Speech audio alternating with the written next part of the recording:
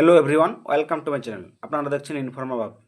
তো আজকে আমি পশ্চিমবঙ্গের আশাকর্মীদের নিয়ে একটি খবর আর্টিকেল বেরিয়েছে, সেটি নিয়ে আমি চলে এলাম। তা আপনারা দেখতে পাচ্ছেন এটি 12 এপ্রিল 2025-এর একটা আর্টিকেল, যেটা আশা কর্মীদের যে স্বাস্থ্য অভিযান হয়েছিল সেই নিয়ে আর্টিকেলটি। সুদর্শনা চক্রবর্তীর এই রিপোর্টটি প্রকাশিত হয়েছে। আপনারা এখানে দেখতে পাচ্ছেন সুদর্শনা চক্রবর্তী। ঠিক আছে, তো চলুন শুরু করা যাক কি বলছেন তিনি তার রিপোর্টে। না, গর্ভবতী মহিলা সদ্যজাত শিশুদের স্বাস্থ্য পরিষেবা দেওয়ার জন্য কাজ করে চলেছেন এ রাজ্যের প্রায় 70,000 মহিলা আশাকর্মী।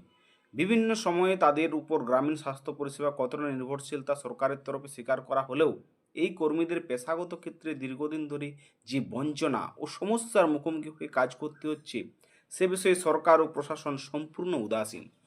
গত 7 এপ্রিল আশাকর্মীদের কলকাতায় স্বাস্থ্য অভিযান বিষয়ে, যেটা বললাম, সুদর্শনা চক্রবর্তীর এই রিপোর্ট। না, 1 বছর বা আরেকটু বেশি দিন আগের কথা হয়তো বা কিছু ছবি সামাজিক মাধ্যমে খুবই জনপ্রিয় ও ভাইরাল হয়েছিল। পশ্চিমবঙ্গের বন্যা বিধ্বস্ত জেলায় কোথাও বুক সমান জল ভেঙে, কোথাও ডিঙি নৌকা করে পরিষেবা দিতে পৌঁছে যাচ্ছেন মহিলা আশাকর্মীরা। তারা নিজেদের কাজের প্রতি কতটা নিবেদিত প্রাণ, কতটা দক্ষ ইত্যাদি নানাবিধ প্রশংসায় ভরিয়ে দেওয়া হয়েছিল তাদের। বছরের 365 দিন 24 ঘন্টা যে কোনো পরিস্থিতিতে পরিষেবা দেওয়ার জন্য এভাবেই কাজ করে যেতে হয় আশাকর্মীদের। গর্ভবতী মহিলা, সদ্যজাত শিশুদের স্বাস্থ্য পরিষেবা দেওয়ার জন্য কাজ করে চলেছেন এই রাজ্যের প্রায় 70,000 মহিলা আশাকর্মী। বিভিন্ন সময়ে তাদের উপর গ্রামীণ স্বাস্থ্য পরিষেবা কতটা নির্ভরশীল তা সরকারের তরফে স্বীকার করা হলেও এই কর্মীদের পেশাগত ক্ষেত্রে দীর্ঘদিন ধরে যে বঞ্চনা ও সমস্যার মুখোমুখি হয়ে কাজ করতে হচ্ছে সে বিষয়ে সরকার ও প্রশাসন সম্পূর্ণ উদাসীন। নিজেদের দাবি দেওয়া নিয়ে দীর্ঘদিন ধরেই সোচ্চার এ রাজ্যের আশাকর্মীরা। পরিষেবা দিয়ে যাওয়ার পাশাপাশি নিয়মিত সরকার ও প্রশাসনের কাছে সেই দাবি পৌঁছে দেওয়ার চেষ্টা করছেন তারা। তৈরি হয়েছে পশ্চিমবঙ্গ আশাকর্মী ইউনিয়ন। গত 7 এপ্রিল কলকাতায় স্বাস্থ্য অভিযান করে এই ইউনিয়ন। প্রায় 10,000 আশাকর্মী মহিলা এদিন জমায়েত সভা ও প্রতিনিধি দলের ডেপুটেশন জমা দিয়ে প্রতিবাদে সামিল হন। গত মার্চ মাসে থেকে তারা প্যাকেজ বয়কটের ডাক দিয়ে ফরম্যাট জমা দেওয়া বন্ধ রেখেছেন, যাকে বলা যেতে পারে সারা মাস তারা কোনো পরিষেবা খাতে কী কাজ করছেন ও তার ফলে কত টাকা বরাদ্দ হয়েছে সেই তথ্য জমা দেওয়ার কাজ বন্ধ রেখেছেন। মুর্শিদাবাদের কান্দি ব্লক থেকে এসেছিলেন আঞ্জুমানারা খাতুন তার অন্যান্য সঙ্গীদের নিয়ে। জানালেন শুধু তাদের কান্দি ব্লকে আশাকর্মীদের সংখ্যা 206 জন। আমাদের সবচেয়ে বড় সমস্যা হলো প্রচণ্ড কাজের চাপ, সেই সঙ্গে আমরা কোনো ইনসেন্টিভ পাই না সময় মতো। আমাদের যে ফরম্যাট আছে তার টাকা আমরা কখনো 8 আনা, 4 আনা, 6 আনা করে পাই।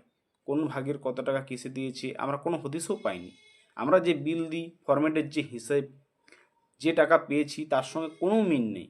অতএব সেখানে অনেক টাকা আমাদের মার গেছে। স্পষ্টতই জানিয়ে দিয়েছিলেন তারা দাবি পূরণ না হলে তারা ধর্মঘটের পথে যাবেন। অবশ্য তারা ধর্মঘটে গেলে গ্রামীণ স্বাস্থ্য ব্যবস্থা ভেঙে পড়বে, মা ও শিশুর স্বাস্থ্য বিপন্ন হয়ে পড়বে। আশাকর্মীরা জানালেন শুধুমাত্র মা ও শিশুর স্বাস্থ্যের কাজ করবেন তারা যদি ধর্মঘটে যেতে বাধ্য হন। বাকি কোনো কাজ যেমন পোলিও দেওয়া, প্রেশার সুগার মাপা ইত্যাদি তারা করবেন না বলে তারা জানিয়েছেন। আশাকর্মীদের উপর যে সমস্ত কাজের দায়িত্ব থাকে তেমনি যে কোনো রকম কাজ যার জন্য তারা কোনোভাবে দায়ী থাকেন না, যেমন কোনো গর্ভবতী মহিলাকে নির্দিষ্ট ডাক্তারও যদি অন্য কোথাও রেফার করেন বা সরকারি হাসপাতালে তাকে নিয়ে গেলেও যদি কারোর পরিবার তাকে নিয়ে যায় বেসরকারি হাসপাতাল ইত্যাদি নানাবিধ কাজের জন্য তাদের দায়ী করা হয়ে থাকে।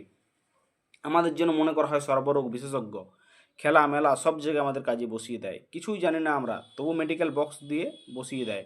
এই জন্য কিন্তু আমাদের আলাদা করে কোনো টাকা দেওয়া হয় না, এমনকি ভোটের ডিউটিতেও যেতে হয়।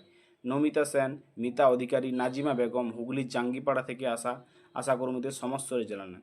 আগে ছিল সরকারি হাসপাতাল গাড়ির ব্যবস্থা, এখন সেখানে 102 গাড়ির অ্যাম্বুলেন্স যেটা ব্যবস্থা করতে হয়।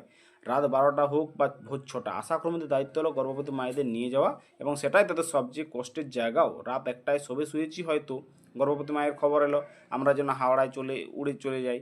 অথচ অ্যাম্বুলেন্স পেতে কী কষ্ট দিদি, 102 বার ফোন করে কতক্ষণ পরে পেলাম। আমাদের সম্মান সুরক্ষা কিছুই নেই, কাজের কোনো রুটিন নেই, 24 ঘন্টা কাজ করে যেতে হয়, বলেন হাওড়া থেকে আসা বদরুন্নিসা বেগম।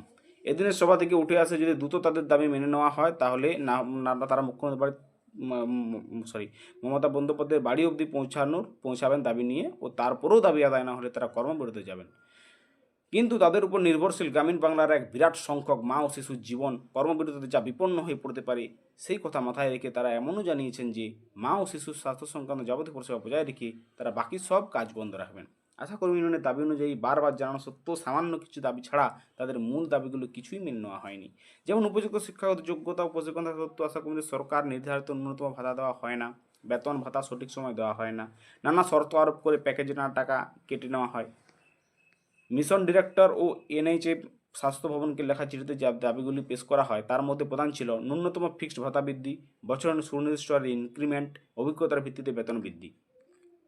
যে দাবিগুলি তুলে ধরা হলো, আশাকর্মীদের রাজ্য সরকার কর্তৃক ভাতা ন্যূনতম 15,000 টাকা করতে হবে, কর্মরত অবস্থায় মৃত আশাকর্মী পরিবারকে এককালীন 5 লক্ষ টাকা ক্ষতিপূরণ দিতে হবে, ইনসেন্টিভের টাকা ভাগ না করে একই দিনে একসঙ্গে দিতে হবে, আশাকর্মীদের সমস্ত সরকারি ছুটি দিতে হবে, সমস্ত আশাকর্মীদের ইনসেন্টিভ ফিক্স করতে হবে ও ডিএ দিতে হবে, পিএফের কাজ আশাকর্মীর নিজস্ব আইডিতে করাতে হবে, আশাকর্মীদের পোলিওর কাজের জন্য ঘোষিত দৈনিক 100 টাকা দিতে হবে, কোনো কারণে বুধবারের টাকা কাটা চলবে না, আশাকর্মীদের সরকারি কর্মী স্বীকৃতি দিতে হবে, আর সমস্ত আশাকর্মীকে পিএলআই এর টাকা পাওয়ার ব্যবস্থা করে দিতে হবে।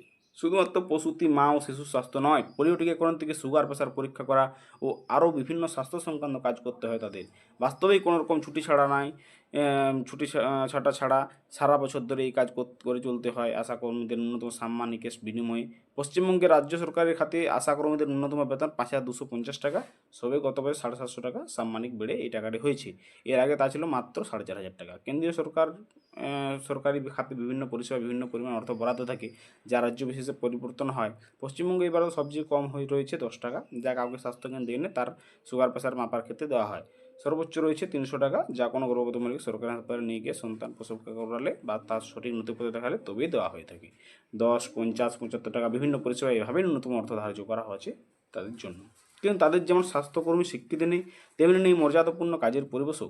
দপ্তরে উচ্চপদে থাকা আধিকারিক থেকে এনএম সকলে তাদের উপর চাপ দিয়ে অতিরিক্ত কাজ করানোর চেষ্টা থেকে শুরু করে অসম্মানসূচক ব্যবহার করেন এমন দাবি করেন প্রায় সকলেই।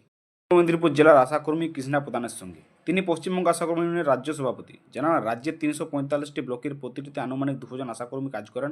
এক একটি গ্রামে 800 থেকে 1,000 জনসংখ্যায় একজন আশাকর্মী নিয়োগ করা হয়। মাতৃমৃত্যু, শিশু মৃত্যু রোধে তাদের যে কাজ, সেখানে সময় নির্দিষ্টভাবে বিভিন্ন কাজ শেষ করে কেন্দ্রীয় স্কিমের অন্তর্ভুক্ত ন্যায্য মজুরি দাবি করতে হয়, যাকে বলা হয় প্যাকেজ। এবং তা শুনতে অবাক লাগলেও 10, 20, 30 টাকা থেকে সবচেয়ে বেশি মাত্র 300 টাকা পর্যন্ত হতে পারে। সহজে অনুমেয় এই সামান্য অর্থে যে বিপুল পরিমাণ কাজ আশাকর্মীরা করে থাকেন, তা কতটা অমানবিক ও শ্রমের শোষণের পর্যায়ে পড়ে। এই টাকাটা সবার সমান হবে না, এই হিসেবে আমরা এই খাতে কেউ 2,000, 2,200, 2,500, আবার খুব বেশি হলে কেউ 4,000 টাকা কখনো পেয়ে থাকি। কিন্তু এই টাকা কখনোই একেবারে দেওয়া হয় না, 4 মাস 5 মাস ধরে বাকি রেখে ভাগে ভাগে দেওয়া হয়, কোনো হিসেব থাকে না আমাদের, এবং সেই টাকার কোনো কার্যকারিতা থাকে না। একজন যদি ঠিকঠাক এই টাকাগুলি পান, তাহলেও এক মাসে সবচেয়ে বেশি 7,000 থেকে 7,500 টাকা রোজগার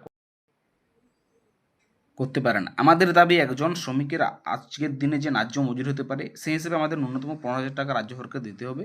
কেন্দ্রীয় সরকারের কাছে দাবি জানাচ্ছি, প্যাকেজ সিস্টেম বাদ দিয়ে ন্যূনতম 26,000 টাকা বেতন দিতে হবে। আমাদের নিয়োগের সময় বলা হয় সামাজিক মান্যতাপ্রাপ্ত কর্মী, আমরা দাবি করছি সরকারি স্বাস্থ্য কর্মীর স্বীকৃতির।